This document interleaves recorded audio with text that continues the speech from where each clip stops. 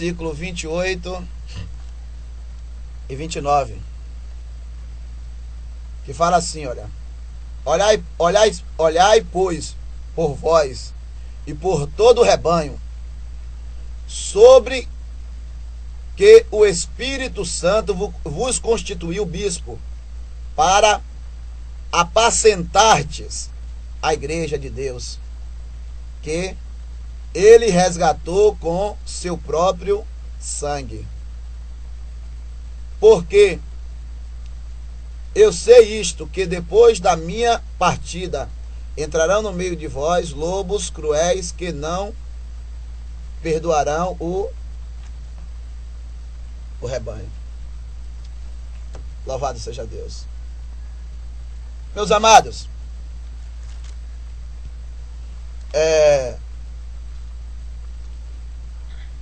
aqui nós vemos Paulo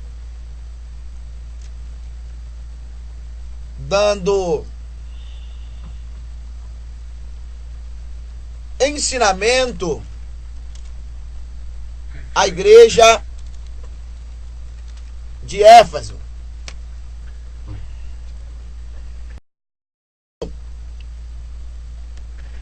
Trouxe ali uma palavra de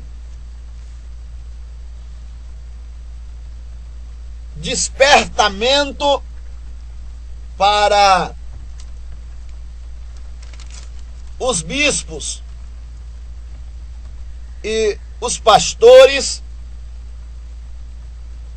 aquelas pessoas que Deus tinha constituído para tomar conta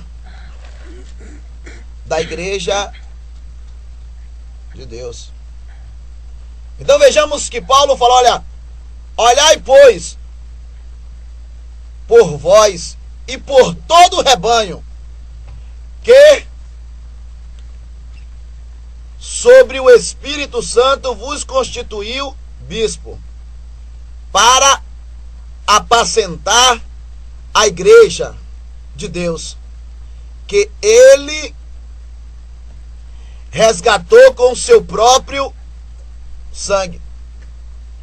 Então nós vejamos aqui, irmãos, que nesta passagem, no término do versículo 28, Paulo desperta os bispos e os pastores para que viesse apacentar, cuidar da igreja. E nós vejamos que Paulo fala assim, a igreja de Deus, que ele resgatou com o seu próprio sangue. Então nós vejamos aí quando Paulo fala assim, olha, Deus vos chamou, Deus vos constituiu pastor, vos constituiu bispo, para apacentar a igreja. Mas Paulo, o Everton, ele teve ali a responsabilidade de falar, de ser bem explicativo, porque ele falou assim, olha, a igreja de Deus, a igreja de Deus. Aí no final ele fala assim, olha, a qual Deus resgatou com seu sangue, aí com seu sangue. Louvado seja o nome do Senhor Jesus. Então o que nós aprendemos aí, meus irmãos, é que a igreja que um pastor, a igreja que nós tomemos conta, por menor ou por maior que seja a igreja não é daquelas pessoas que que pastoreia, não é daquelas pessoas que administra aqui na terra. A Bíblia é bem taxativa de falar que a igreja é de Deus. De Deus. Aí nós vejamos, irmãos, quando Jesus Cristo ali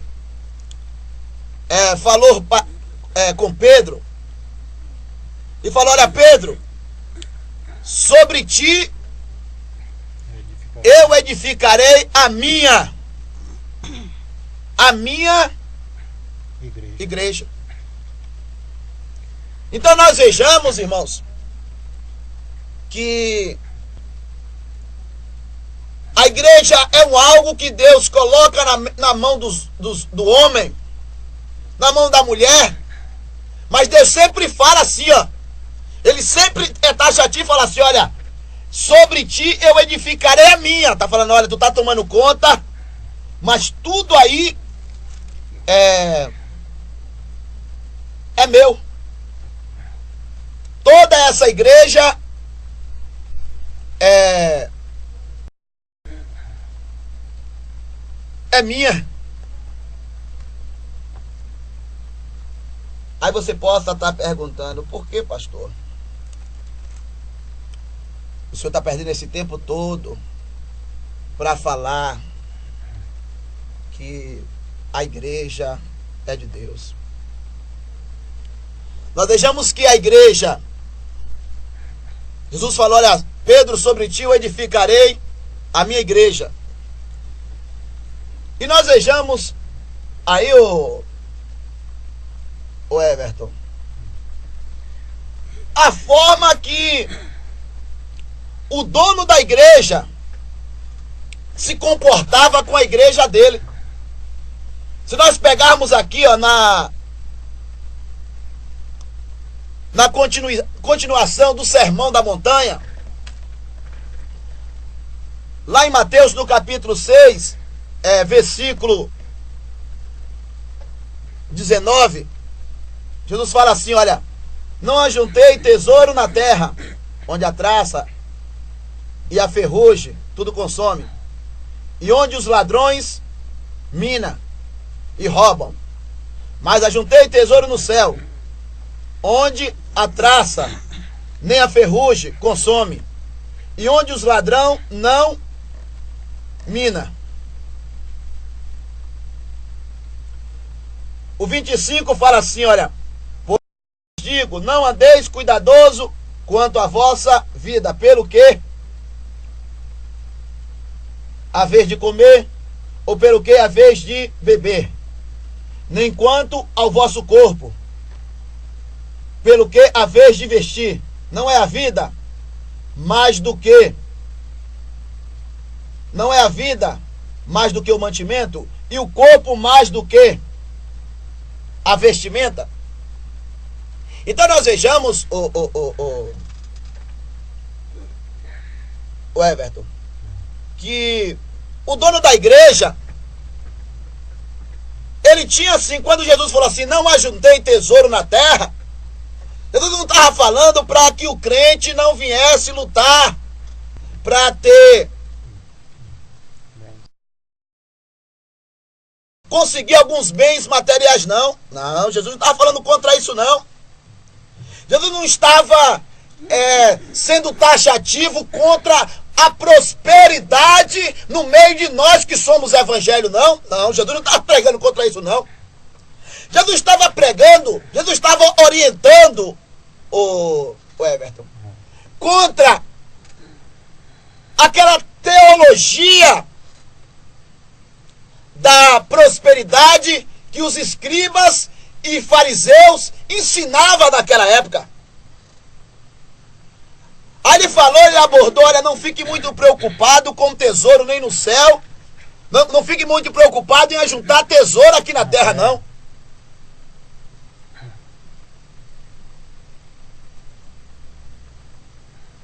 Então nós vejamos, aí nós pegamos esse mesmo Jesus que é o dono da igreja, é o dono da igreja. Lá em João capítulo 2, versículo... João 2, versículo 13. Que fala assim, ó.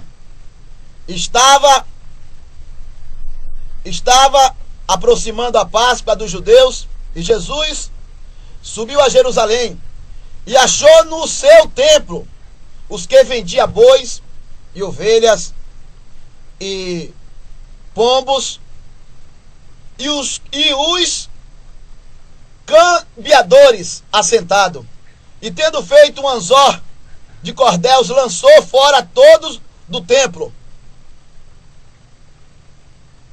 bem como os boi e ovelha, e espalhou o dinheiro dos cambiadores, e derribou as mesas, e disse-lhe aos que vendiam pombo: tirai daqui este, e não façai da casa de meu pai casa de venda. Então nós vejamos aqui, o Everton, a preocupação que Deus sempre teve, que Jesus teve, de não fazer a casa dele casa de negócio. Negócio de comércio. Casa de comércio.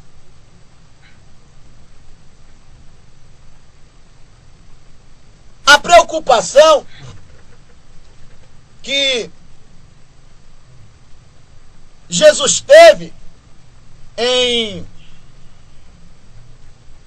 não deixar que viesse a casa de Deus virar um negócio. Ô Everton, tem uma passagem na Bíblia que acho que é lá no livro de Atos,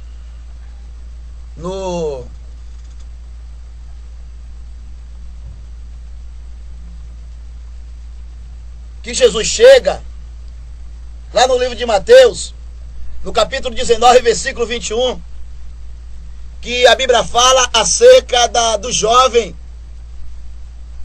Deixa eu pegar aqui Mateus capítulo 19. Daqui a pouco você vai entender onde eu tô querendo chegar, se você não entendeu aí. Mateus capítulo 19, versículo 21. 19, 21. Vou ler do 19, 16, 19, 21. 19, 19, que aquele jovem rico chegou até Jesus e perguntou: olha, honra teu pai e tua mãe, e amará o teu próximo como a ti mesmo. E disse-lhe aquele jovem: tudo isso tenho guardado desde a minha mocidade. Que me falta ainda? Disse-lhe Jesus: se queres ser perfeito, vai, vende tudo o que tu tens e dá aos pobres, e terá um tesouro no céu. Vem e segue-me. Então nós vejamos aqui que aquele jovem tinha muita qualidade, mas Jesus sabia, o dono da igreja sabia, que aquele jovem era agarrado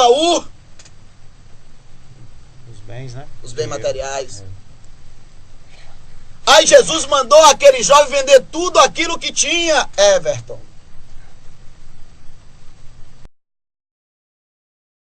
Chama atenção, Everton, nas palavras de Jesus, que Jesus ensinou coisa, Everton, que às vezes muitas lideranças não estão ensinando no dia de hoje, não. Isso mesmo. Jesus falou assim: ó, vende tudo o que tu tem e traz e sacrifica na igreja. Está escrito assim. Jesus falou assim: ó, vende tudo que tu tem e dá aos pobres. Vende tudo que tu tem e dá aos pobres. E nós vejamos que nos dias de hoje, na igreja de hoje, Jesus não se agrada mais, parece que Jesus não se agrada mais não, quando você ajuda o seu próximo, não. Parece que o que agrada a Jesus hoje é você investir no reino terrestre. Acho que é Mateus no capítulo 6, versículo 33, que fala assim, ó, buscai-vos primeiramente o reino de Deus. E a sua justiça e as demais coisas vos serás acrescentado. Mas hoje, muitas lideranças não estão ensinando o seu povo a buscar o reino de Deus, não. Não estão ensinando o seu povo a trabalhar em prol do reino de Deus, não. Vejamos que muitas lideranças estão ensinando o seu povo em prol de trabalhar em favor da sua associação, da sua comunidade, daquele grupo, da sua denominação. E quando Jesus Cristo falou assim, reino, ele falou universal. Quando Jesus Cristo disse assim, ó, fazei o bem a todos, ele não falou, Everton, quando ele falou assim, eu fazer o bem a todos, mas principalmente o da fé, ele não falou que o da fé não é só aquele que congrega na minha mesma denominação, não. Ele não falou que o bem que eu tenho que fazer não é só para aquelas pessoas que aderem à minha mesma fé, não. O dono da igreja ensinou diferente. O dono da igreja ensinou diferente.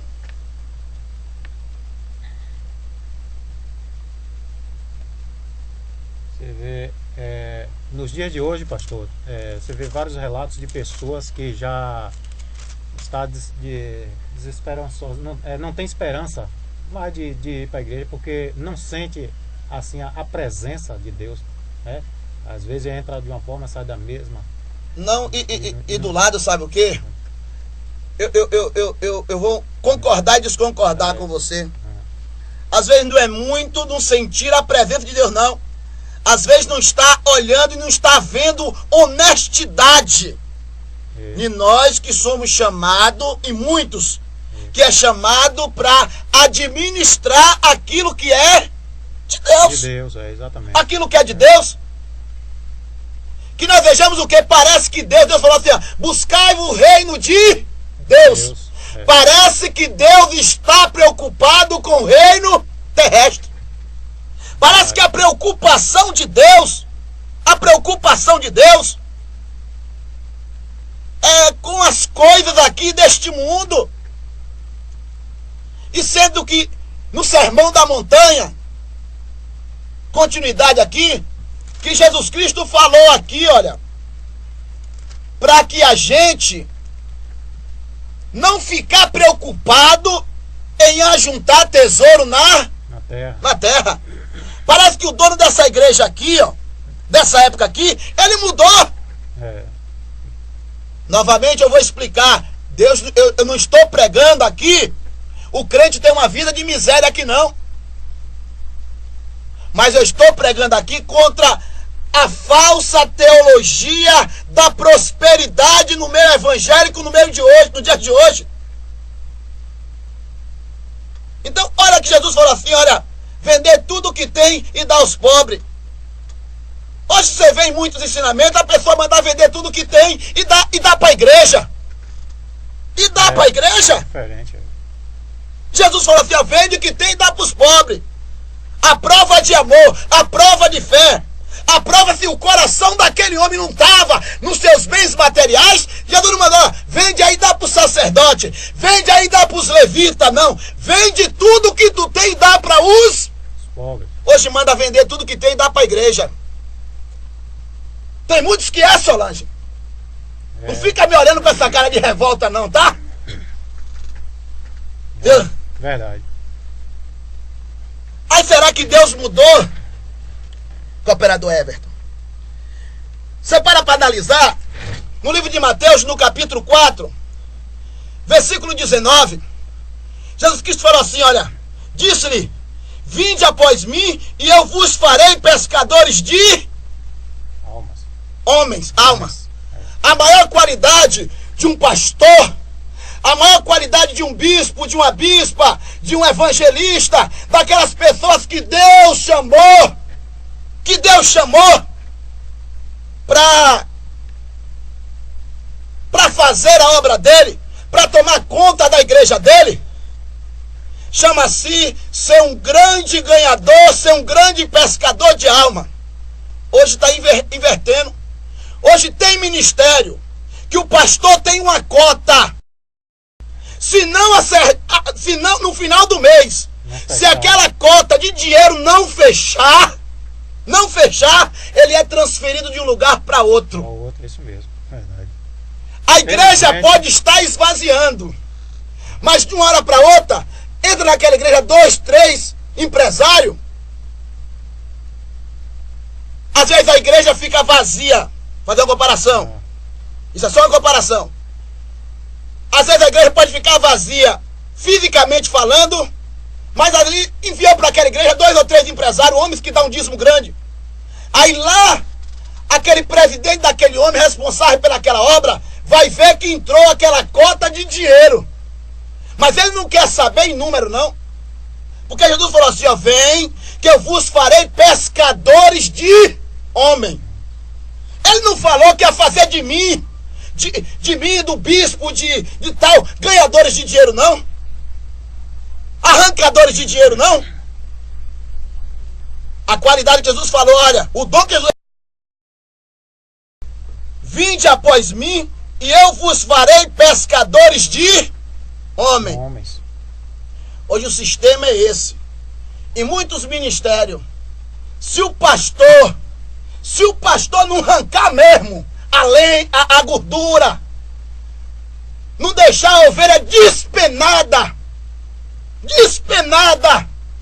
para fechar aquela cota que o líder dele já pediu, ele é ou mandado embora do ministério ou transferido para outro lugar. Felizmente é verdade isso aí. Mas aí, será que o dono da igreja mudou? O dono da igreja mudou?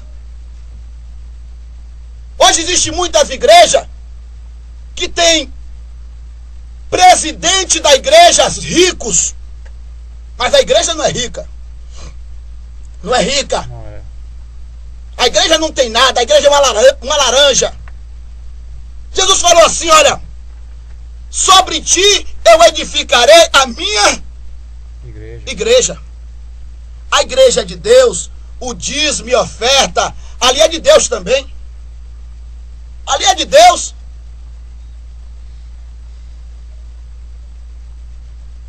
Hoje tem igreja que a igreja o pastor se agigantou, mas a igreja é nanica. É nanica. A igreja continua a mesma. A igreja continua a mesma. Então hoje, eu sempre gosto de fazer essas comparações. O dinheiro que nós pagamos, os nossos impostos,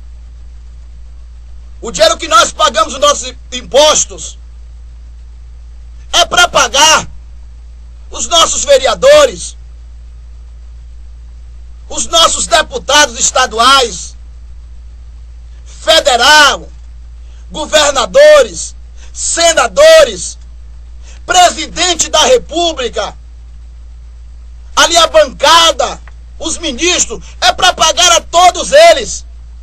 Mas é para investir na educação, na saúde,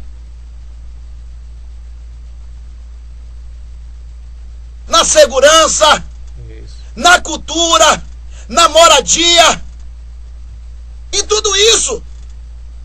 E às vezes, esse dinheiro, Solange, às vezes, a gente vê pessoas morrendo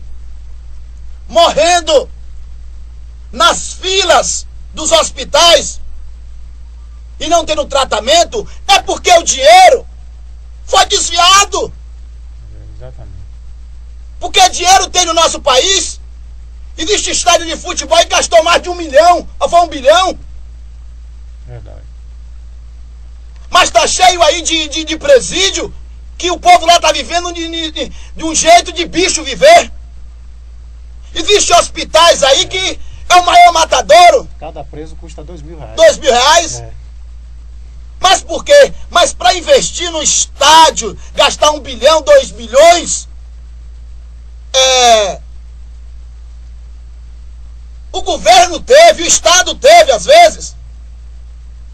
Mas está esquecendo ali, ó, de uma associação, investindo numa associação ali na periferia. Uma policlínica no bairro. Um hospital. Uma creche, uma educação, tudo. E no meio da igreja, às vezes não é diferente não, rapaz. Às vezes o dinheiro entra.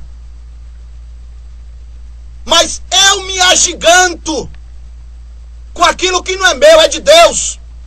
Sim, o dinheiro é para pagar pastor, pagar aluguel da igreja, dar uma vida digna ao homem de Deus, à mulher de Deus, que a Bíblia fala que aquele que prega o evangelho viva dele.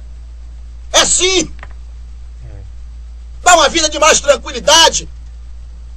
Porque só Deus sabe a responsabilidade que um pastor, que uma pastora, que um bispo, que uma bispa tem, quando ele e quando ela é mulher de Deus e tem compromisso com o povo. Então nada melhor do que o seu povo ali, dar uma certa tranquilidade a ele. É para isso tudo. Mas não para pastores pegar o dinheiro que não é dele. Eu sempre falo, é muito falado em igreja, e se a pessoa pegar, quando Deus falou lá em Malaquias, Deus estava falando para uma ruma de sacerdote, que estava metendo a mão no dinheiro do povo, mas somente o pau em ovelha.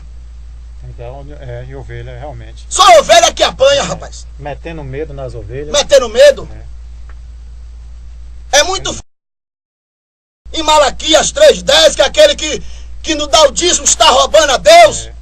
Mas não vê falando que pastor que pega dinheiro das ovelhas, pega dízimo de ovelha e faz investimento na família dele, obras faraônicas para ele, sendo que ele tem um membro que mora em 2 vão e ele vive uma vida de artista de Hollywood. Tem pastor que ele pode viver assim, sabe por quê? Porque além de pastor ele é empresário. E Deus abençoou, Deus prosperou a vida dele. Mas como é que eu vou ter uma vida? Eu não estou dizendo que um pastor de uma igreja bem sucedida venha ter uma vida de vergonha, não. Mas não uma vida de roubalheira.